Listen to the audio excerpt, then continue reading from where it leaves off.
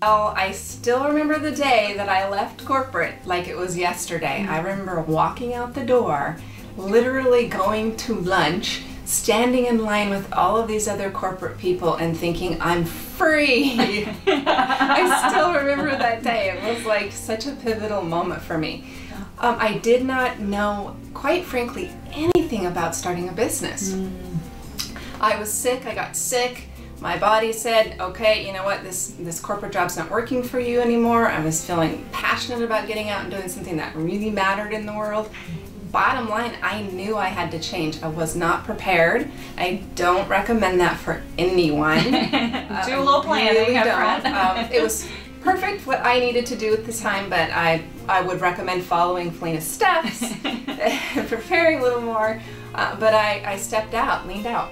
So I had a personal training background, and it was really just for fun. I was working corporate, lots of hours, climbing the ladder, quite frankly, very successful. And I just loved fitness.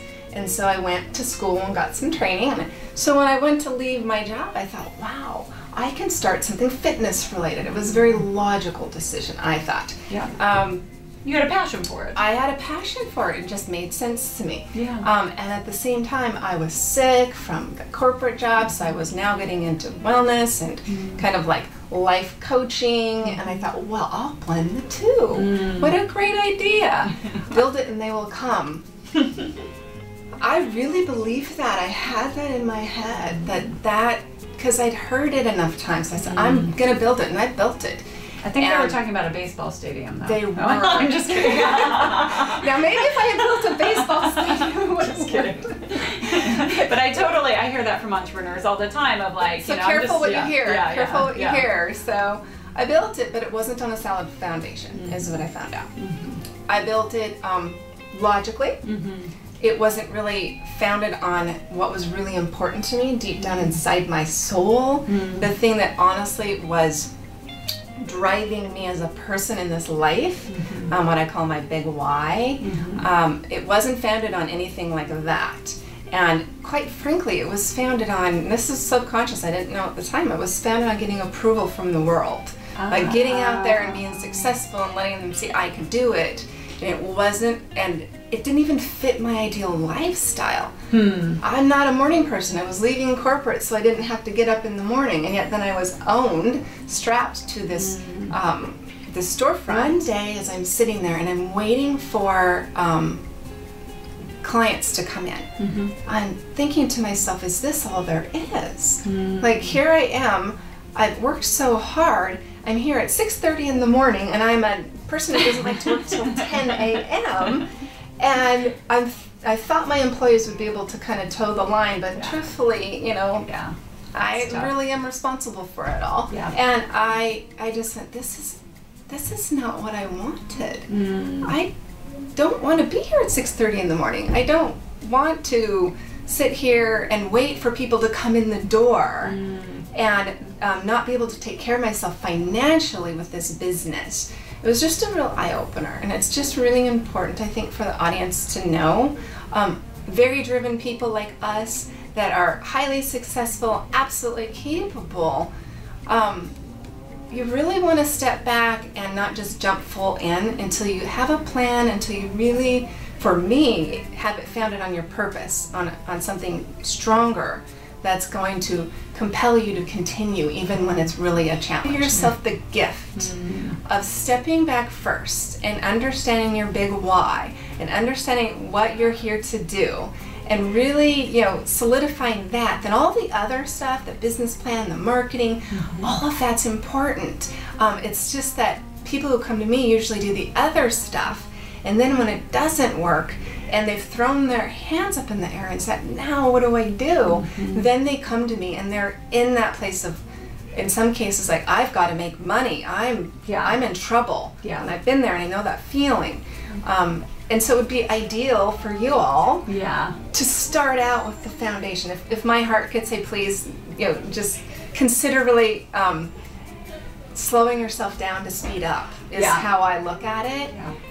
It does take a little bit of willingness to say, hey, you know what, I'm going to be patient. And set the foundation that's solid. That's very, very good advice. I think some of us are in that place where, you know, we're so frustrated with where we're at in corporate that, you know, all we want to do is just like get me out of here, so to speak. And so I do caution women especially, you know, take your time, side launch a business, test this out. There are 24 hours in a day. I know you have 27 hours of things already on your plate, but somehow, even if you can make a few hours a week to really test and take that time to go within and think about some of these things. I mean, that's frankly why I structured the book the way I did, which is a bit of my story and experience, and then amazing contributors like Debbie sharing their experience, and these really important exercises to really get you anchored, really let you have that opportunity to think through, you know, the why, the passion, the purpose, the strengths, you know, how to really look at this from a perspective of what do you need, and then go to the very practical, okay, now that you've got all this set, now let's get the pieces in place so you have that solid foundation. Yes, and you do need that. You need the marketing strategy, and I do that inadvertently through my work, but then you're going to take it to another level. You know, how are you really going to get yourself more visible and exposed and really make your difference to the greatest potential?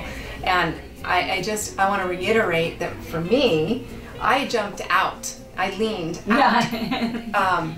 All purposeful. It's all good. I have no regrets.